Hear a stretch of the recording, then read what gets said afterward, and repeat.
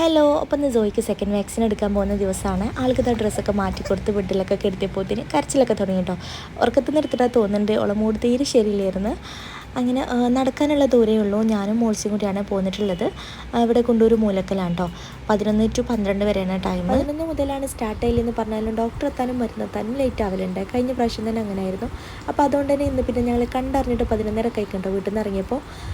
പിന്നെ ഇത് സോയിക്ക് ഇവിടുന്ന് നല്ലൊരു കൂട്ടുകാരനെ കിട്ടിയിട്ട് ഓൾക്ക് ഇഷ്ടമായി തോന്നുന്നുണ്ട്. ഓൾ കുറേ നേരമായിട്ട് ആളിങ്ങനെ നോക്കുന്നു. പിന്നെ ഇതാ സോയിൻ്റെ വെയിറ്റൊക്കെ നോക്കി അതിന് ശേഷം ഇതാ പിന്നെ ഡോക്ടറെ കാണിക്കാനായിട്ട് പോയി. ഇവിടെ ഇത്തിരി തിരക്കായിരുന്നു. അങ്ങനെ ഡോക്ടറെ കാണിച്ചു, പനീൻ്റെ മരുന്നൊക്കെ വാങ്ങിയതിന് ശേഷം പിന്നെ അത് വാക്സിൻ എടുക്കാൻ നിൽക്കുന്ന ക്യൂ ആണ്.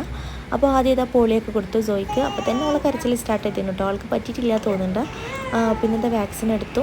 ഏതായാലും കഴിഞ്ഞ പ്രാവശ്യത്തെ അത്രയും ഇല്ല കേട്ടോ. അന്ന് 3 ആയിരുന്നു. ഇന്ന് ഏതായാലും 1 ഉള്ളൂ കാലിന്.